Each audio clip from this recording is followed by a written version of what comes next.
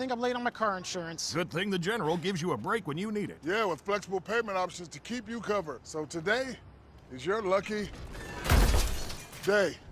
Meteor! Dang it. For a great low rate, go with the General.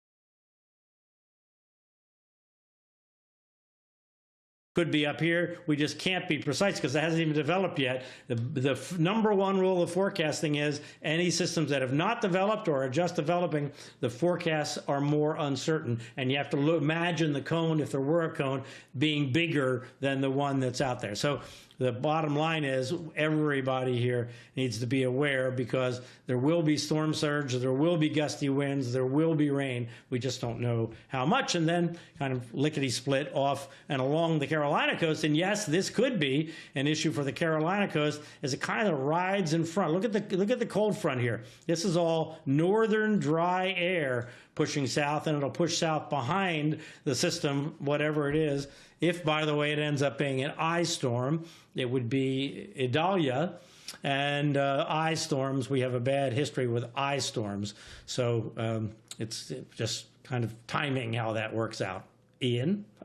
Yeah, right. You don't have to go back very far to now a retired name. We won't be going through that again. But, yeah, I knew it right away when that came up on the list. For that reason, Brian, the notorious nature of the ice storms, we certainly hope this won't be another one. Fox Weather Hurricane Specialist Brian Norcross, thank you.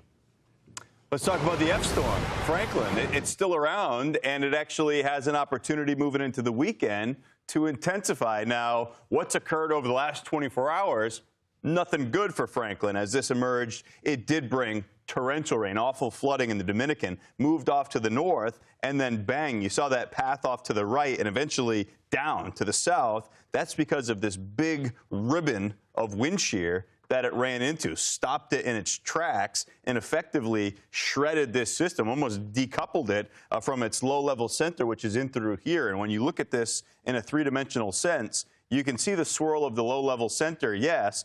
All the convection, the strong showers and thunderstorms are greatly removed off to the east and the southeast of the center. That's the work of the upper-level wind shear, the hostile winds pressing on that system and keeping it lopsided. So we've seen that work, and we expected that to be the case, although this has been even more dramatic than what was represented by forecast models. That's the ribbon of hostile upper-level winds. You can see it there. When this eventually gets clear of it, wobbles off to the north over the weekend, that's where the intensification begins, and that is explicitly forecast in this track from the National Hurricane Center. Thankfully, Bermuda is out of the cone. Not saying there won't be fringe impacts, but at least the core of it passing a couple or a few hundred miles off to the west of the island of Bermuda. Then it continues off to the north and northeast from there, bringing some high surf, some dangerous rip currents to the east coast. We'll watch for its proximity long-term to the Canadian Maritime provinces. And while Franklin isn't expected to directly hit the United States, its effects could be felt in the Sunshine State, really up and down the east coast of the U.S., with a high rip current risk expected across Florida. Let's bring in Fox Weather's Brandy Campbell in Miami Beach. Brandy, sadly, there's already been 72 deaths this year from rip currents. It's not a threat that you can see, but it's one that will be there as we move on into the weekend.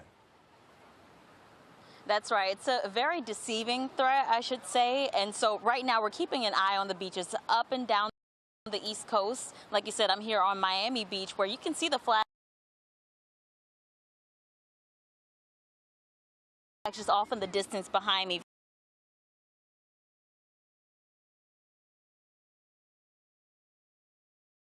You see that yellow flag to the left of your screen. So right now they have a medium risk in the surf zone right now. We definitely have people out there enjoying the water. The National Weather Service says we also have a high risk of ripped currents in this area as well. So something to just be aware of, as a lot of people, they always hit up the beach here in Miami, but up and down the East Coast, they may be drawn to it even more so with the holiday coming up. So it's something to keep in mind right now. Now, I also want to say, depending on your beach conditions, proximity to a lifeguard is very important, because that is really one of the factors that can save your life during a time like this, where riptides can, or currents I should say, can be dangerous, and sometimes they can become deadly. And we know with Franklin passing far off the East Coast, it could make those conditions even worse. Now, Ian, he mentioned these numbers. The preliminary reports for this year show there have been 72 fatalities in the surf zone this year in the U.S., 67 of those directly attributed to rip currents across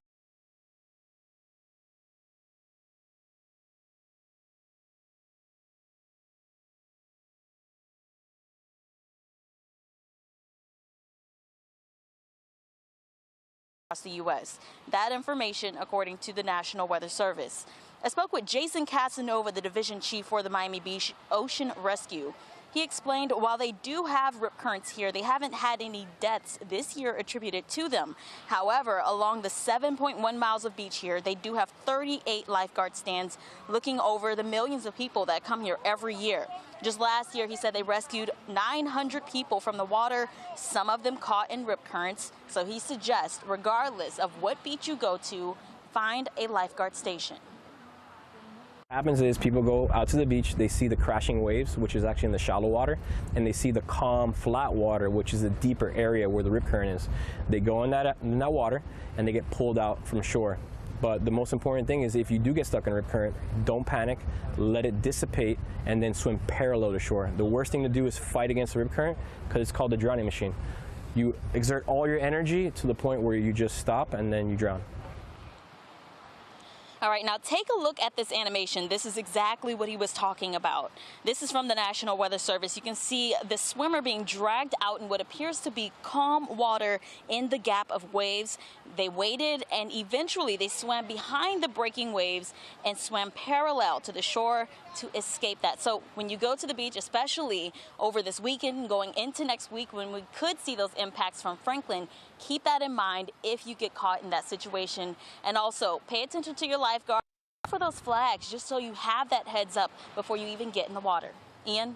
Yeah, Brandy, plenty of summer left to enjoy still, especially right there in Miami. You just have to make sure you do it safely. Yes. Yeah, good tips there, Brandy. Thank you. Meanwhile, we still have dangerous heat in play for folks across the Midwest and the central Gulf Coast today. High temperatures in the upper 90s, low triple digits. Jane, good news for some. At least that big bubble of just awful heat has consolidated this much. And I think Mother Nature got together with Chicago and did it just in time for pumpkin spice to be rolled out. Boom.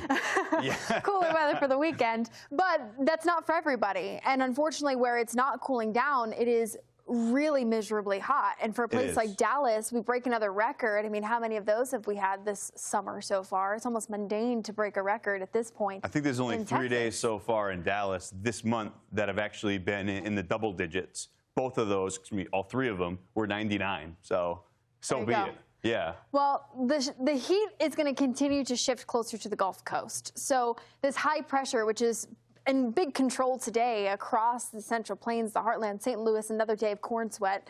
Well, that finally starts to recede as this high begins to shift down to the south. So there comes the cool down. Not so much really in the day tomorrow, but come Sunday, that's welcome. Imagine that. We had a heat index yesterday in Chicago that was recorded at 120. You can knock 50 degrees off of that for Sunday afternoon. That's a hard stop. That's the work of Big Pumpkin Spice pulling the strings in the background, as you mentioned. But you head farther south, no deal. No, Houston 109, all-time hottest day on record. Other occurrences back August 27th, 2011, September 4th, 2000. And so this heat, you know, it's just been a summer of records. Yes. And it's been a summer that it's been so excessively hot for such a long period of time. That's what makes it dangerous, and that's what makes the headline. Right, yeah, and in all seriousness, when you're challenging all-time records in some of these places, you know, the danger is real. So just be aware of this as we move on into the weekend. Also for the weekend, keeping a close eye on the Gulf as Invest 93L chances of development rise. More on its potential path and who it could impact when we come right back here on Fox Weather Now.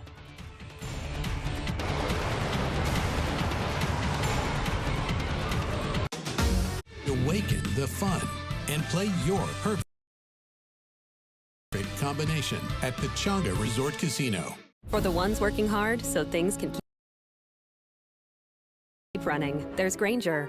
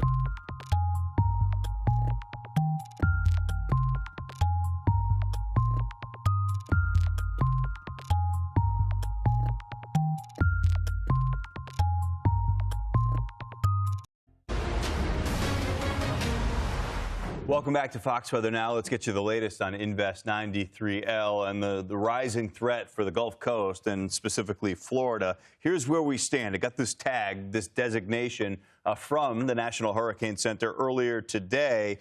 It's a broad area of low pressure in the northwestern Caribbean, some disorganized showers and thunderstorms for the time being. You can also see this swirl right here, an upper level area of low pressure. That's what pulled this feature off to the north from Central America and out into the northwestern Caribbean. So that's the issue. These storms are out over water. They've been growing in coverage. We went from a development chance 2 days ago at 0, yesterday up to 60. Now this is up to 80%. So this is a likelihood of this at least becoming a tropical depression. We're thinking at least a tropical storm, maybe stronger, maybe up to hurricane intensity. We'll have to watch and see how these factors play out in the short term. This is just into Fox Weather. It's the European ensemble forecast for the likelihood of this developing at least into a tropical storm, as we were just talking about. And in a sense, you can infer some of its motion from this is just the European model's thoughts of this.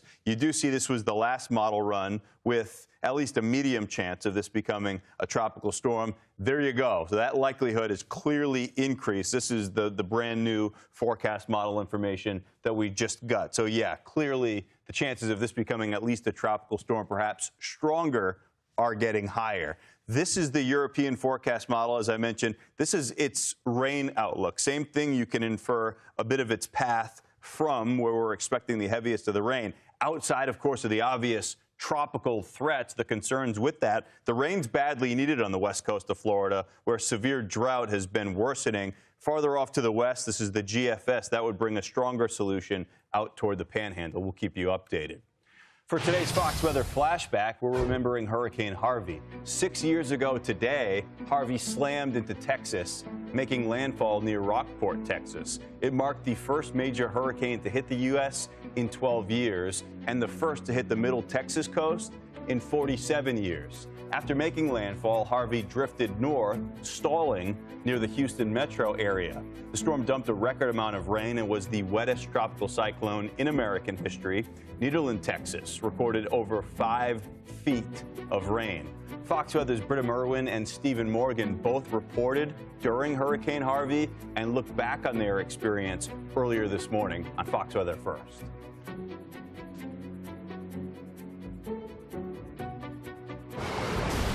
Stephen, let's first talk about your experience here during Hurricane Harvey here, because you were out in the elements here and you saw what happened firsthand. Yeah, it was actually a little closer to where you were for Harold in Corpus Christi. And as far as the storm was concerned, I mean, we saw this in about 2 days go from a Cat 1 to a Cat 4 hurricane. It was one of those that rapidly intensified as it approached shore. And being in Corpus Christi and then seeing that landfall occur just to the north immediately after we went in there, I mean, the winds were 130 miles an hour. It looked like in Corpus Christi, just to the north in Rockport, Fulton, Port Aransas, dealt with significant storm surge. It had like a tornado. That's how I remember it, the wind damage associated with it. And Britta, I mean, you also lived through this with your family. You had to pack them up and send them eastward. I think the tough thing is when you are tracking a storm and working a storm and it's hitting your hometown, you're having to balance so many things. What's going on in your personal life, but of course, you're putting your job kind of ahead of that. And so in my family, our hurricane plan always was, we're going to send the family out before this could even get out of hand. So my family evacuated days ahead because we do have a special needs child. We know that our setup is not going to go well if people are left at home. And so I think that that's the most important thing when you're looking at your hurricane preparedness plan. Look at what your family needs. And if you are going to be somebody that voluntarily evacuates, do it before you're even getting to the point where people have to mandatorily evacuate. Hurricane Ian decimated much of coastal southwest Florida almost a year ago, and efforts to rebuild are still in motion. Many local businesses are still struggling to reopen even a year later. Marketing manager for the Beachside Hospitality Group, Julia Casino, joins me now. Julia, you spoke with us right after Hurricane Ian hit last year. I remember a number of your employees at one of the restaurants that was completely destroyed had lost everything. What progress has been made in the months, almost a year since? Well, immediately following the aftermath of Ian, we posted a GoFundMe for our staff. We were also able to receive almost $50,000 in donations from guests and visitors and just family and friends that saw. We had 73 employees that have lost their jobs. They've lost their homes. We also received an outpouring of support from donations from local businesses, whether it be clothes, toys for children. We ended up filling a 28-foot box truck up twice to deliver goods to those employees.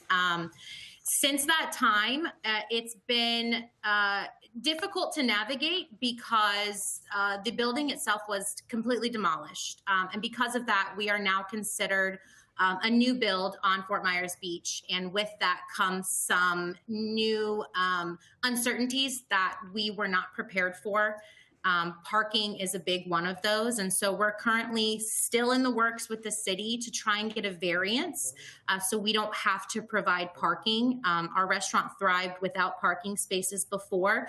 And so that's really been the biggest hurdle for us to get back to being on Fort Myers Beach. Yeah, can you tell us more about that? Because I know you made changes across the whole restaurant group in how you respond to during and after events like Ian, but also there was new mandates from some of the cities and from the state. How is that hindering your plans to get some of these this restaurant back open? Well, in regards to Fort Myers Beach, the new location, because it's a new build now, it is going to have parking. That is the new city ordinance. That's the county ordinance. And unfortunately, that is something that we've had to navigate. In regards to hurricane preparedness, you know, we live in Florida. And so everyone kind of prepares for this, but there's really only so much that you can do to prepare for a storm this devastating. We have always had a really great hurricane preparedness plan. And with that comes closing all of our restaurants down across the state with at least 24 hours prior to those first fronts making landfall. And that allows our employees to get their own homes ready for a storm, because while we care about our business, we care about our employees too. We want to make sure that their homes are safe. And that allows us to assess what we plan on seeing with those locations and the storms.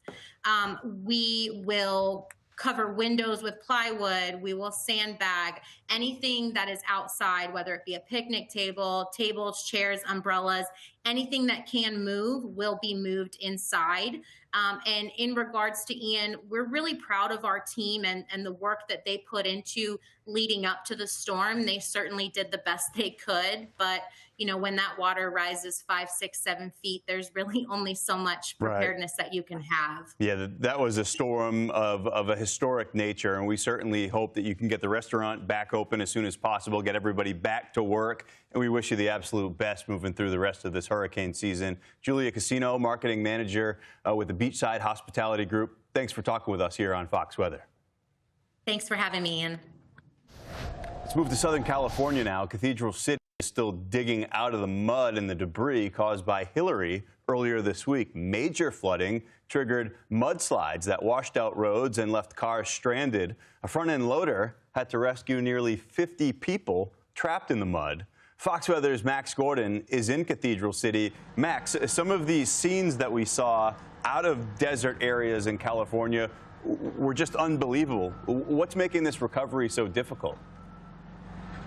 Yeah, well, I mean, just the sheer amount of mud. You can see a lot of this mud right behind me, and these piles of dirt are currently being placed right there as front-end loaders. The ones that were rescuing people just a few days ago are now being used to try and dig out. Now, a lot of homes have been damaged here in Cathedral City, about $69 million worth of damage here in Riverside County.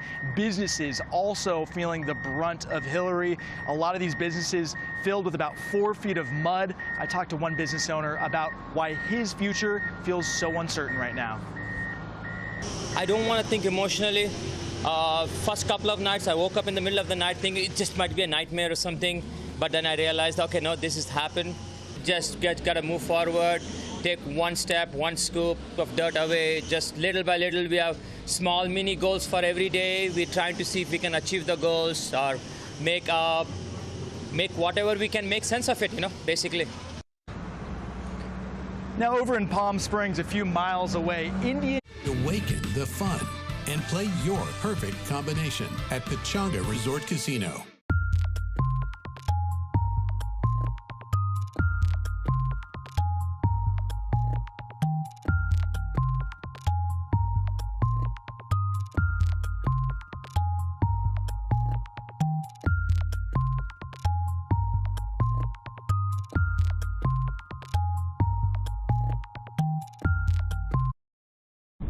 Anyone who has lived in the desert for any period of time knows that it only takes a trickle of rain to close Indian Canyon.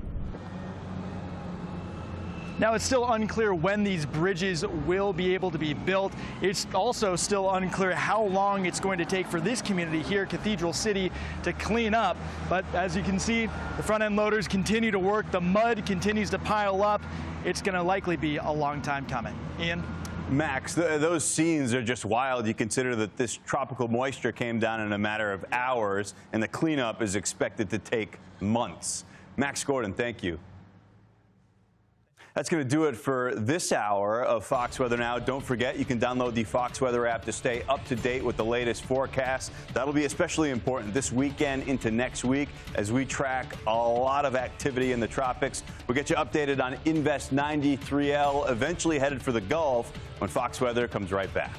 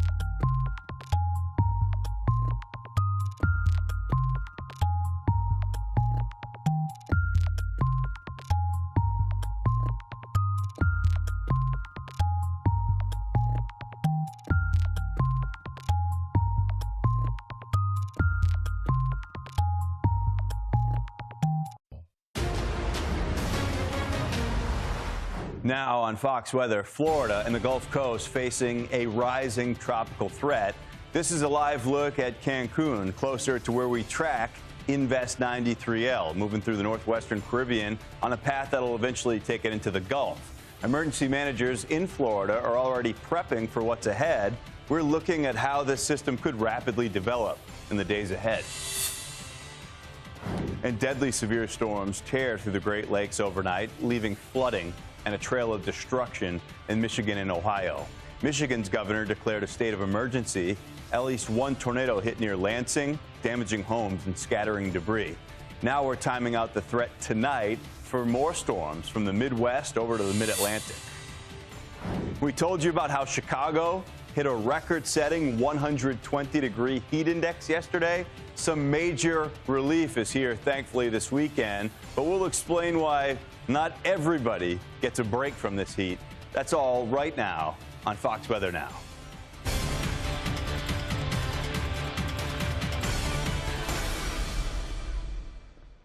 Hey, good Friday afternoon, everybody. Thank you for watching Fox Weather. Right now, it's 5 o'clock on the East Coast, 2 p.m. out west. I'm Ian Oliver, and this is Fox Weather Now. What a week this has been. We've watched tropical systems in both basins, the Pacific and the Atlantic. The Atlantic looks like you would expect it to look, just a little more than a couple of weeks out from the statistical peak of the season. You've got Invest 92L, the remnants of Emily. Both have some shot of developing.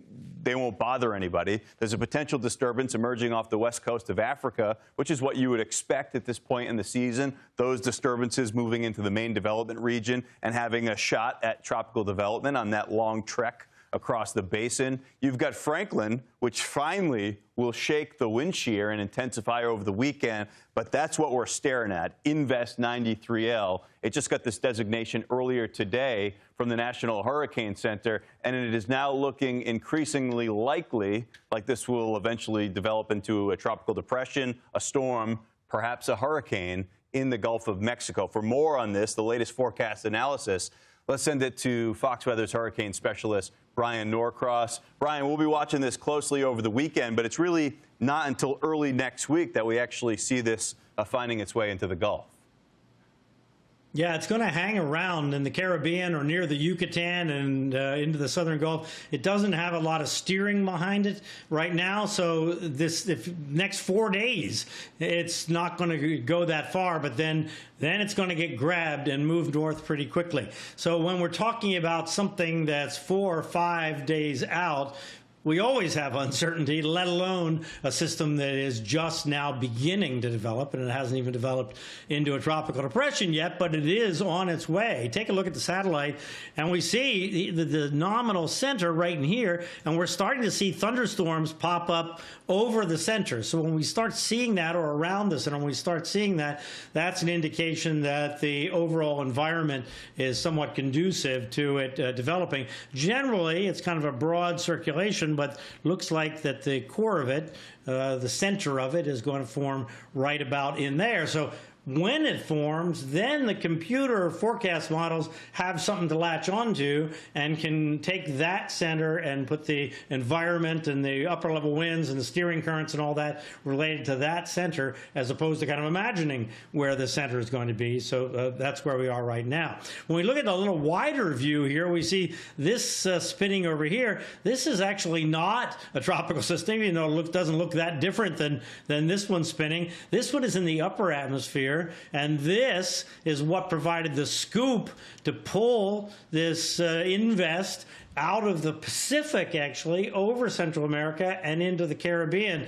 And this scoop is moving out of the picture. So now we're going to be left, actually, with a more conducive environment for the system that's in the Caribbean to actually intensify.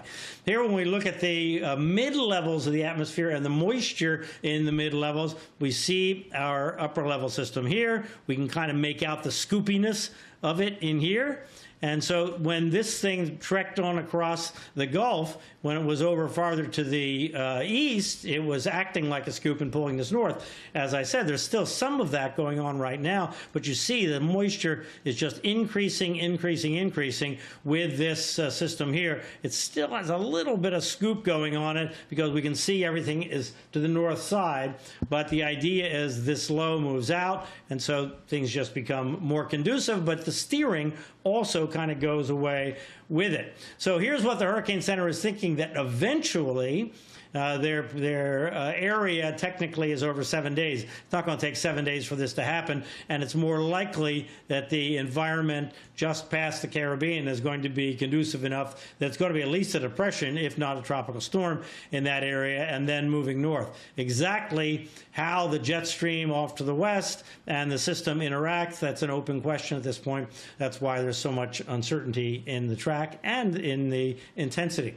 All right, so here's the current situation. There's where the computer model analyzes the moisture. The dark greens are really what we're interested in. Notice over here the dry air moving through South Florida, kind of a front came through, and that dry air and how that's going to mix in here is another open question. But let's go ahead and go forward in time now. Through the weekend, it doesn't move too much, maybe over the Yucatan, zigging, zagging back and forth. But by Tuesday morning at 8 a.m., the European model, now we're using the European model because it's been the most consistent so far. We like consistency in models. That makes us feel better about the forecast. The American GFS model has been kind of all over the place.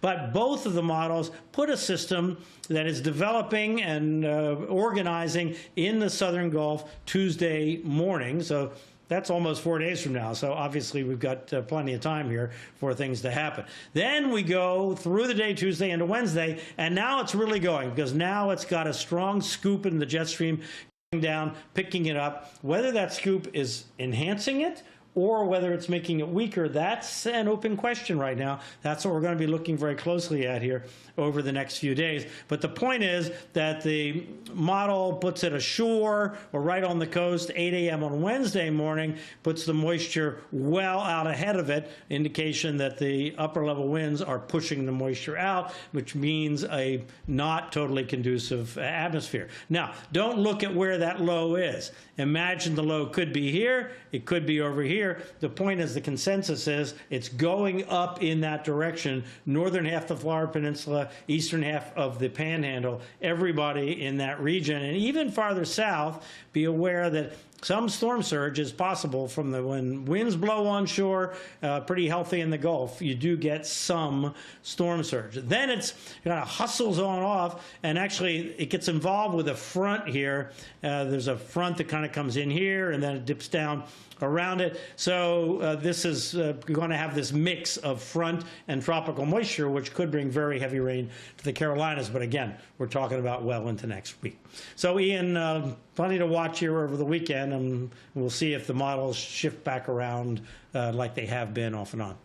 Brian, that's what's wild right now. Here we are, Friday afternoon, moving into Friday evening. We're talking about this swirl that's just developing in the northwestern part of the Caribbean. But as you were just showing us, this is really Tuesday and Wednesday for the direct impacts. So right. Is this kind of just wobble around just because of the loss of that upper level low moving off to the west and just effectively zero steering flow over the weekend? Yeah, so the upper level low that's been pulling it north now, that's gone, and it's waiting for this dip in the jet stream to come down and pick it up. Now, the dip in the jet stream is related to the heat dome high, right? The heat dome high has to get out of the way, so then the high pressure gives way to low pressure, which is the dip in the jet stream, and it comes all the way down. Again, really unusual for August to have these things happening that far south, but this whole thing has a much more late September, October feel to it, but this is what the forecast is at this point. Yeah, it certainly does have that late season feel to it. So just for the messaging aspect, as you've been telling us, if you're watching on Saturday or Sunday and you see, hey, this thing hasn't moved much, just know that it's not forecast to move much. It's not until the early part of next week that this finally gets moving. Fox Weather Hurricane Specialist Brian Norcross, thank you. That is where we stand with Invest 93L. We got to talk about Franklin, which is still making some trouble in the Atlantic, but boy, has it been having trouble over the past 24, 48 hours or so. We know it was the middle part of this work where it moved directly over the high terrain of the Dominican Republic. Heavy rain that led to flooding there. It emerged off to the north. You can see its path due north, went off to the east as it started encountering some hostile upper-level winds, wind shear out of the west, which just shoved it in that direction. All of the convection has been greatly displaced off to the east and southeast, the tall showers and thunderstorms, because of the hostile upper-level winds. Maybe until now, we're starting to see some signs here of some new showers and thunderstorms firing that are actually closer to that low-level center of circulation. There it is right here over the past couple of hours where you see that bubbling up of these new tall thunderstorms. This is as healthy as this has looked at any point, certainly over the past 36 hours or so, as it's been really struggling with what you're seeing right here, those strong winds out of the west and northwest and pushing all of the activity, keeping this storm tilted with height, which is not a healthy structure for a tropical system now. As it finally shakes all that upper level wind shear and moves north of it, now all of a sudden it's in a favorable environment for this to intensify, and it will. That's the forecast from the National Hurricane Center. By Tuesday evening, we're toeing the line of this becoming our first major hurricane of the Atlantic Basin tropical season, so we'll be watching for that. A path off the east coast of the United States, likely a couple hundred miles off to the west of Bermuda. Still watching, though, for some high surf, some dangerous rip currents on the east coast. And now to the awful severe weather that we saw last night. At least 4 people are dead after severe storms tore through Michigan and Ohio last night. Michigan's governor has declared a state of emergency. National Weather Service has confirmed at least 1 tornado near Lansing. A second tornado was reported in Kent County. The storm damaged homes, sent debris flying, and caused a whole lot of flooding. We got Fox Weather's Jane Menard with us. And Jane, lots of damage last night. This was a powerful complex of storms. Yeah, and one that left hundreds of thousands without power, even still, as we've gone through the day today. That one in Kent County, that tornado, was on the ground for 8.7 miles, max wind speed of 110 miles per hour. And all of this occurring in the overnight hours. Right. And you and I both know, as does probably everybody, that that's the most dangerous time of day to see a tornado come through your community. And it wasn't just the tornado damage, but it was also these severe wind gusts. Right. I mean, unfortunately, this part of Michigan and even northern Ohio got a hit earlier in the week, the day before, which knocked out nearly 50 to 60,000 customers without power. Now, over 450. Brian had mentioned that area of high pressure and its influences in the tropics, but it's been dictating our weather across the entire country for days and days and days. This was a Ridge Rider storm, but you could see even in the power outages, Jane, the path there, and that has been the persistent storm track. It's what we've seen the last couple days, and we've got potentially another round of it. And it's hard because, you know, of course, Michigan, Ohio in the zone the last couple of days, but we've seen that high shift, and it's been other communities under the relentless path of these storms. And you mentioned how the threat for storms does continue today, again, around that ridge of high pressure. But this time, once again, the overnight threat is going to come for central portions of Illinois into Indiana. Tornado, not so much on the board, but can't be ruled out. It's more of a damaging wind, hail potential that come into the overnight. And you'll notice the time chip here, 6, 7 o'clock as we go through the evening hours. Not a whole lot of development in this zone of severe weather. And you can even pick out exactly where that area of high pressure is. It has consolidated a bit and shifted a touch back to the south and west. But if you're on the periphery of that ridge of high pressure, that's the storm track, and it's right on through the overnight hours. Yeah, and then it's going to continue to spread out as we open up the weekend on Saturday. Kansas City now down into Louisville, Kentucky in the storm zone. Yeah, if it's been stormy, it stays unsettled, but some of these areas you really need to plug in for tonight and into the early part of the weekend for that severe weather potential. Fox Weather is with you all weekend long as we track Invest 93L and its threat to the Gulf Coast. Make sure you have those alerts turned on the Fox Weather app so you can get the latest information on the storm's development and path in the coming days. Fox Weather now, back after this.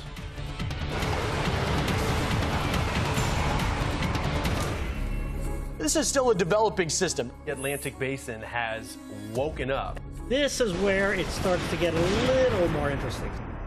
This is just the beginning. The experts you trust. We need to save lives. You need to pay attention. Leveraging the power of Fox News and Fox Weather's resources across the country.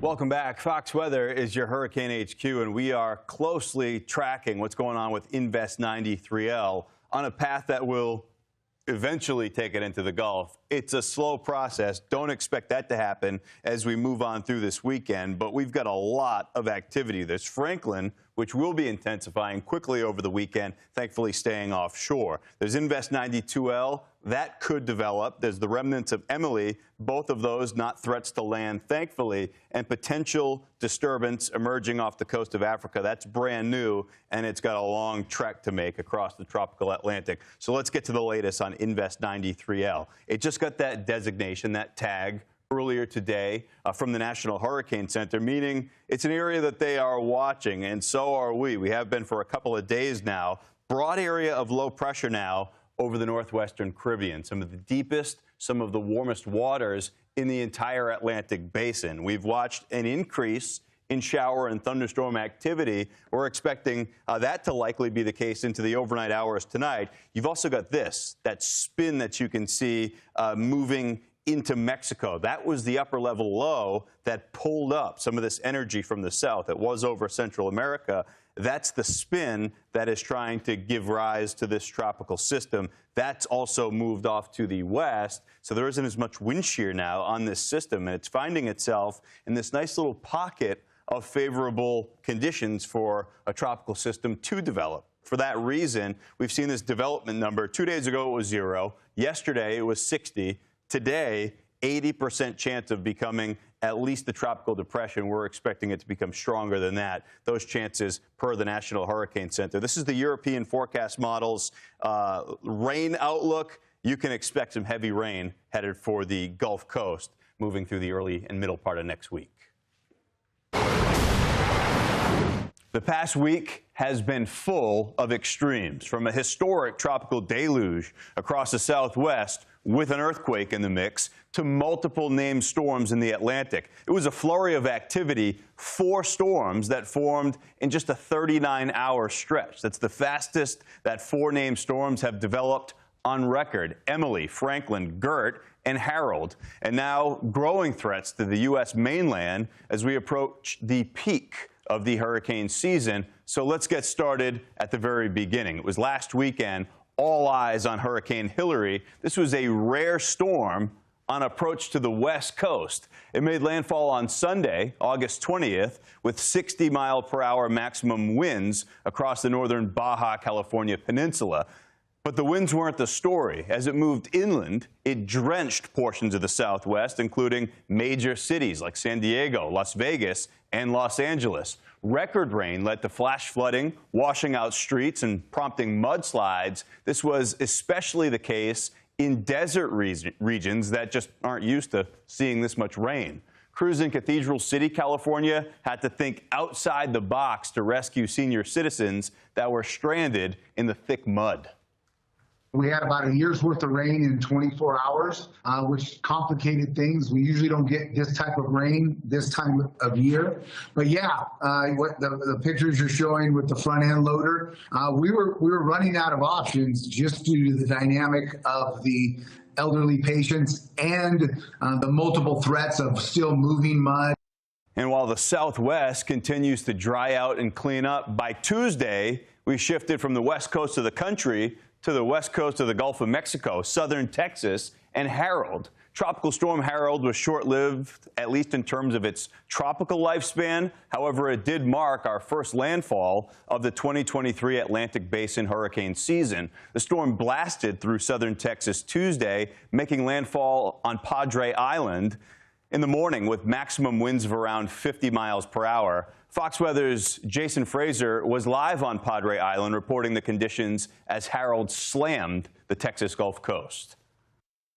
Now we're seeing sustained winds anywhere from 40 to upwards of about 50 miles per hour. Again, the rain is really have been picking up here. It's pelting us, unfortunately, in the face here. And this is what, we were unfortunately incredibly concerned about here, and this is why so many emergency responders have been saying for people to stay inside.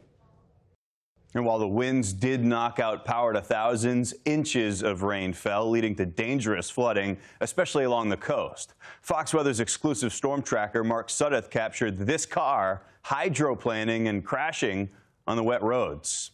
And even with the bits of flooding that occurred, much of this rain was very beneficial, with some areas like Corpus Christi completely erasing their rain deficit for the entire year in just a day after receiving more than 4 inches of rain. Now, by Wednesday, we were keeping an eye farther out into the Atlantic, where Tropical Storm Franklin was making its trek north toward the Dominican Republic and Haiti.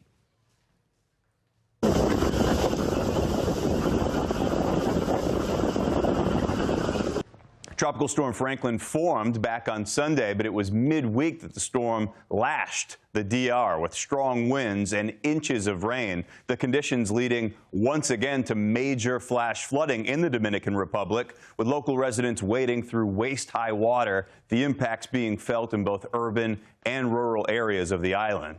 And Franklin's story isn't over just yet, as is expected to push north and strengthen. Its forecast takes it north toward Bermuda into early next week. The biggest threat across the east coast of the U.S. looks to be high surf and dangerous rip currents. Finally, now, here at the end of the week, it's all eyes on the Gulf Coast and Florida, a disturbance now designated Invest 93L, showing a high chance of formation over the next 7 days, putting millions on edge as the area drifts north toward the northwestern Caribbean and eventually the Gulf of Mexico. The forecast is expected to evolve over the weekend. Keep it right here on Fox Weather for the latest updates.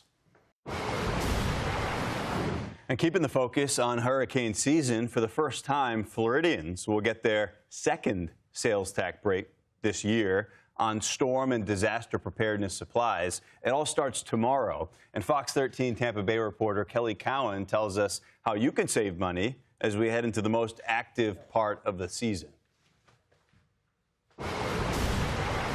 A fantastic idea for the state to offer this tax holiday on hurricane supplies twice a year, especially right now when we're entering peak hurricane season and people are actually thinking about what they have in the house and what they still need. So now really is the time to stock up before a big storm comes, and you're going to be able to save yourself some money while you're doing it. There's also plenty of household items on this list, so just about anyone out there can use something on this list. Over the next 2 weeks, you're going to be able to save the sales tax on storm supplies like generators, tarps, batteries, coolers, flashlights, candles, and lanterns, and then on household items as well: smoke detectors, carbon monoxide detectors, fire extinguishers, laundry detergent, dish and bath soap, toilet paper, paper towels, cleaning products, even pet supplies and pet food.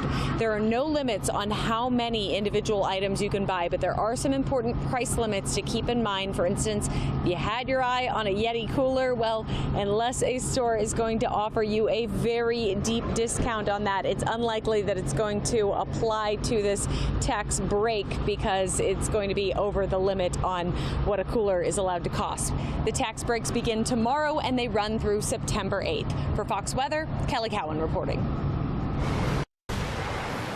Fox Weather is your Hurricane HQ, and we're keeping you up to date with the latest developments with how Invest 93L is forming and its eventual impacts on Florida and the Gulf Coast. We'll have that for you when Fox Weather Now comes right back.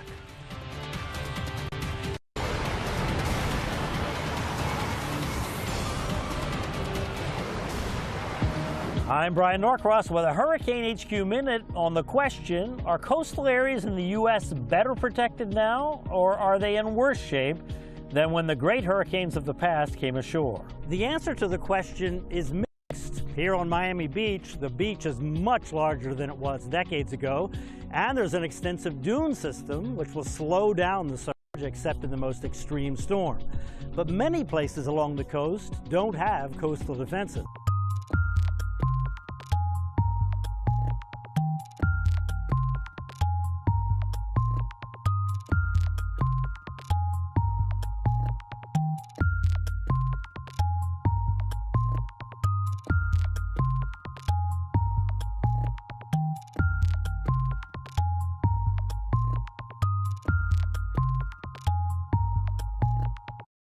To help hold back storm surge. Streets that used to flood in heavy rain now drain with no problem. But in historic Charleston, South Carolina, and along the mid-Atlantic coast, where the sea level is rising and the land is sinking, the streets flood in minor storms. This flooding was from Hurricane Nicole in 2022, but this scene is being repeated more often now in recent years. National Hurricane Center projections show the daunting problem.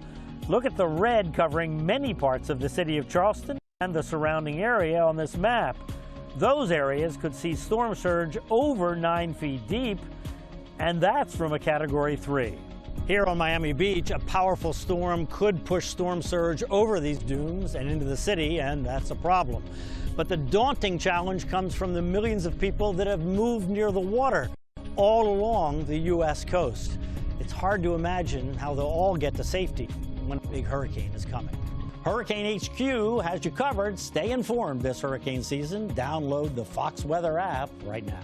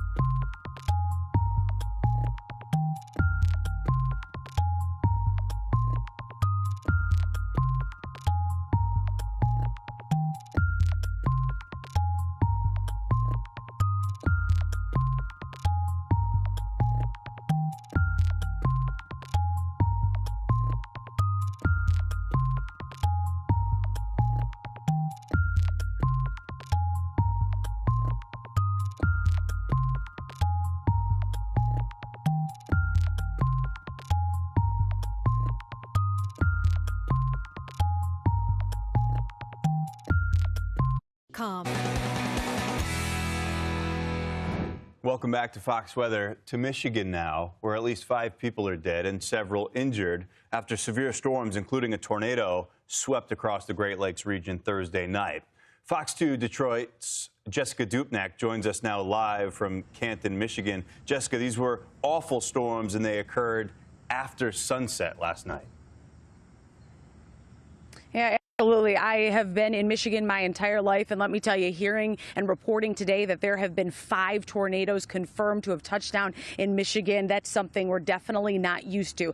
We're about 25 miles west of Detroit. If you're familiar with the Southeast Michigan area, take a look behind me. This is one of the harder hit areas. This was a park here in Canton Township, a suburb of Detroit. You can see the structures have just been absolutely leveled. Lots of uprooted trees, the stuff of a tornado. We did confirm that winds in this area topping about 80 miles per hour, in other parts of the state as high as 100 miles per hour. Now, earlier today, we've been kind of canvassing the area, the territory southeast of where we are now, southeast of Detroit. Another tornado ripped through. That's classified as an EF1. That means winds about 100 miles per hour, and it whipped through a mobile home park, which was just devastating. We were out there earlier as our Lieutenant Governor Garland Gilchrist surveyed the damage out there.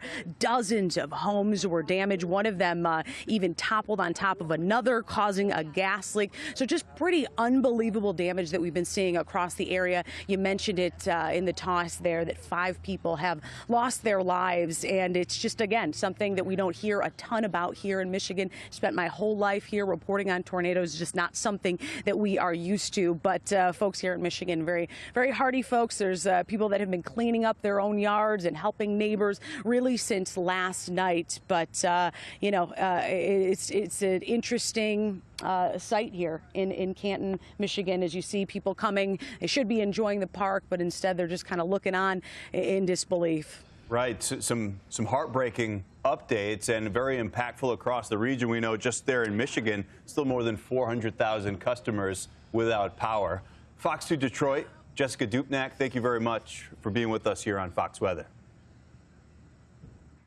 Let's get back to the tropics now, as it has been an increasingly active week. We know in both basins, the Pacific, back to last weekend with Hillary. What's unfolded here, Harold, made the first U.S. landfall earlier this week in southern Texas. We've got a lot of action closer to the main development region with a potential disturbance emerging off the west coast of Africa. The remnants of Emily, which we're trying to reform, those chances have gotten lower. Invest 92L, which has been taking its sweet time. If that forms, it stays out over open water, thankfully. Franklin will have an opportunity to intensify over the weekend, and this, which is what we are all staring at into the weekend and for early next week. Invest 93L just got that designation from the National Hurricane Center earlier today. This is a system that's increasingly likely to become at least a tropical storm, maybe stronger, early next week in the Gulf of Mexico.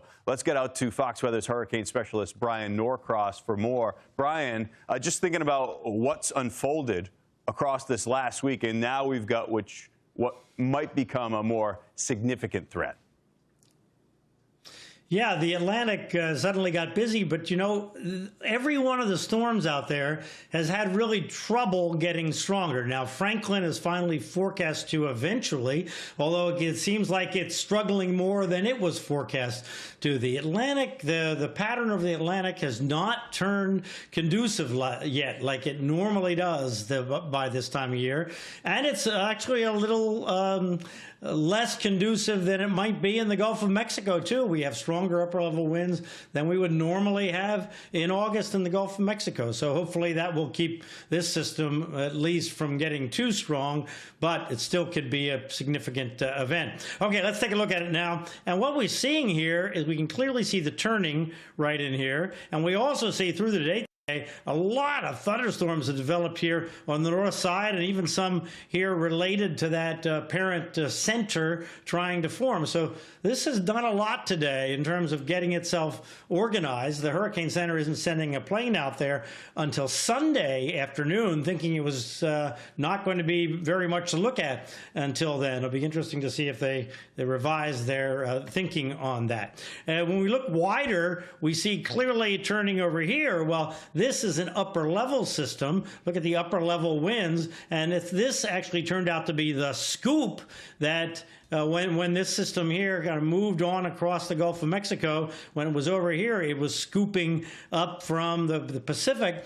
And this is what moved the system that was in the Pacific over Central America into the Caribbean. And now it's pushing on north. And the upper level low over here is moving on out of the picture. And this has been one of the things that has been keeping it from developing very much. So when that upper level low moves out, then a more conducive pattern moves in. So that appears to be what's happening as the system seems to be developing here just as we watch it.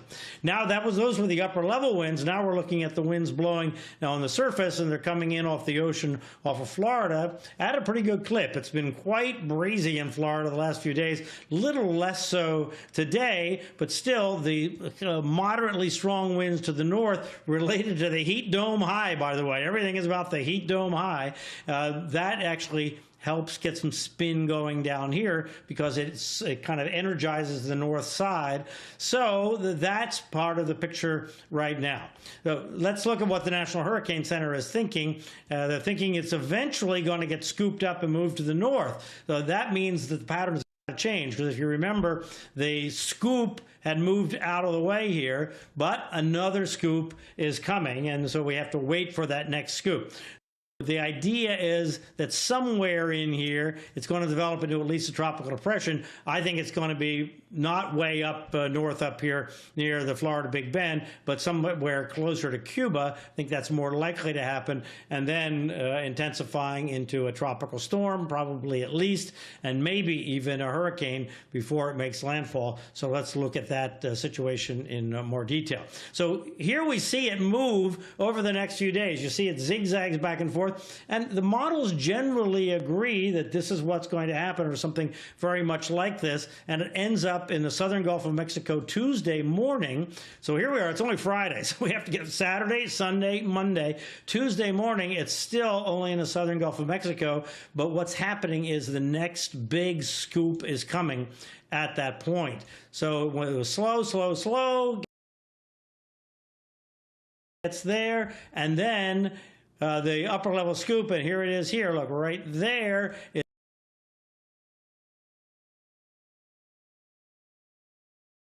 Coming, and it takes on off to the north. There you see the moisture that it's going to take north with it, and here we go through the day Monday into through the day Tuesday into Wednesday in that position there, plus or minus. So you see it there, could easily be over here, could easily be down here. Imagine if there were a cone. The cone would be, you know, something like this. Somewhere in there we expect a tropical storm-ish, maybe a hurricane, something. So we need to be ready for that at this point. Obviously, we have several days to go. This is Wednesday now. That's 5 days from now. So lots to watch. And then the scoop gets really strong, takes it north. A cold front gets involved. And so heavy rain is possible with the mix of the tropical air and the cold front along the Carolina coast. But obviously, we're talking about well in the next week. We have to get past this Gulf and Florida situation before we concentrate too much on that. But anyway, there could be a lot going on here next week with this system. Ian? Yeah, Brian, but as you're saying, next week, we're watching this at least broad area of low pressure there in the northwestern Caribbean. And as you were pointing out, at least up until now, we've had most of the Atlantic basin with these hostile upper level winds. But it does appear as though 93L is carving out just this little corner of the northwestern Caribbean where it does appear at least reasonably favorable through the weekend. Not necessarily move, but at least to develop.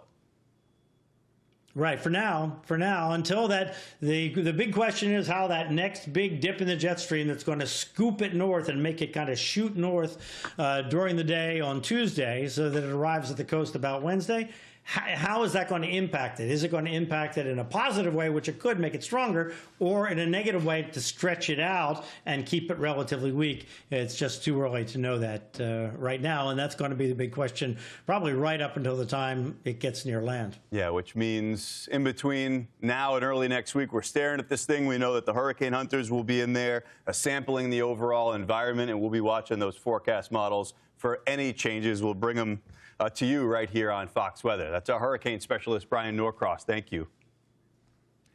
There's that, and then we've got Franklin, which, as Brian was just telling you about the overall hostility with these upper-level winds across the Atlantic basin, Franklin has had a very rough go of it over the last couple of days. Now, we know this was a poorly defined system in the Caribbean where it formed, still brought with it a tremendous amount of tropical moisture right across the Dominican Republic. The high terrain squeezing out that moisture. It led to a huge amount of rain and, unfortunately, some flooding. Then it moved farther off to the north, east of Turks and Caicos, and it hit that huge ribbon of hostile upper-level winds. You can actually see with its path over the last several days that hard turn to the right that it made, and then eventually south as it was just completely overcome by some of those hostile upper-level winds, forcing the thunderstorm activity off to the east and southeast. There has been, though, this renewed burst of convection now, a little bit closer to the low-level center, which is where that icon is, at least as estimated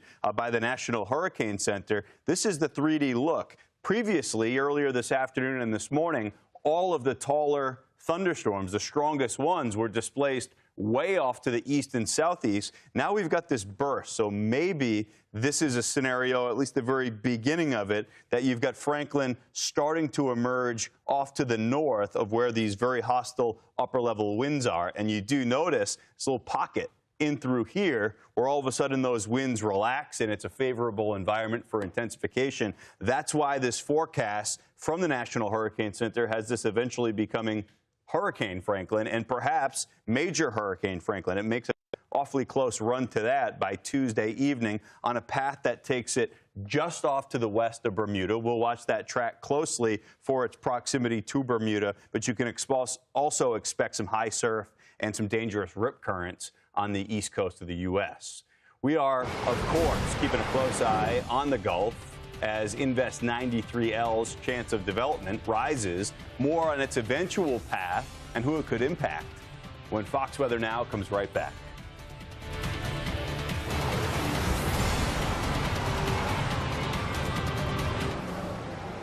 I'm Brian Norcross with a Hurricane HQ Minute on the question, where is the hurricane capital of the U.S.? There is no official definition of hurricane capital, of course. Eastern North Carolina has more tracks near it than any place else on the U.S. coast. But if you're talking about direct hits, you're talking about Miami. Look at the historic storm tracks. Two hurricanes took essentially the same path in 1906 right over downtown. Then the giant eye of the Great Miami Hurricane of 1926 passed over the city. Then a freak hurricane in November of 1935 came from Bermuda. An October storm in 1948 came over downtown. Then Hurricane King from the south came just 2 years later in 1950. And finally, Hurricane Cleo in 1964. 7 hurricanes in 7 decades came over downtown Miami. You might be surprised that Hurricane Andrew is not included in the list, but its center passed about 20 miles to the south of downtown, damaging or destroying well over 100,000 homes and businesses. And we don't include the great Labor Day hurricane of 1935 that swept away Islamorada and the surrounding part of the Florida Keys, and the railroad that connected Key West to Miami. This map from the National Hurricane Center shows the historical hurricane hotspots. Look for the red dots. Besides South Florida, there's near New Orleans and the North Carolina coast. The numbers on that map indicate the average number of years between times that historical hurricanes have come within 60 miles of each of those locations. But you probably noticed that every place from Texas to New England has a hurricane history. Hurricane HQ has you covered. Stay informed this hurricane season. Download the Fox Weather app right now.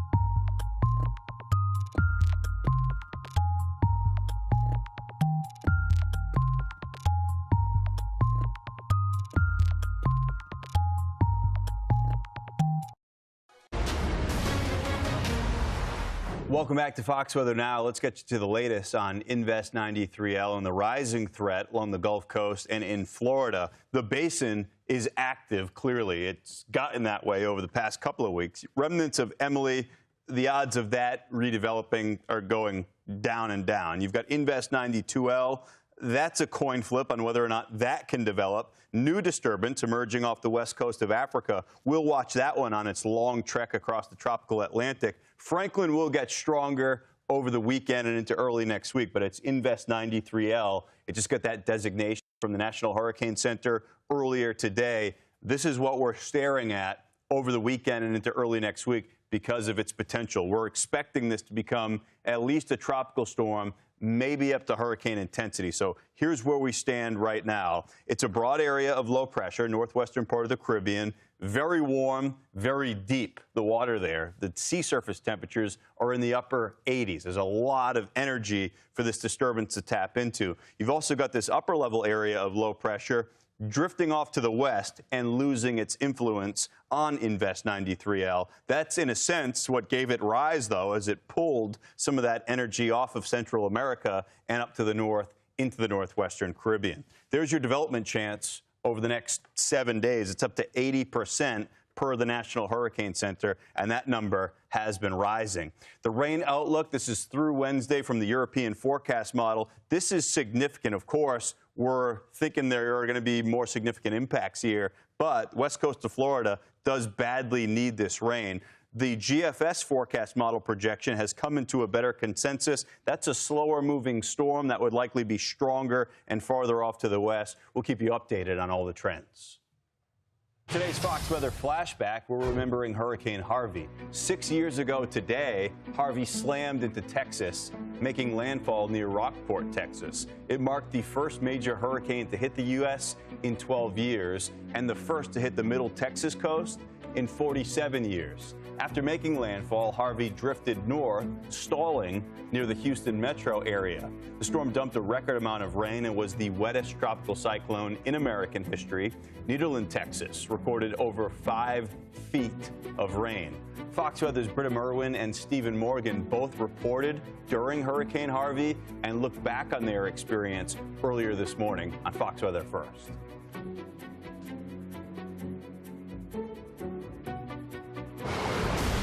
Stephen, let's first talk about your experience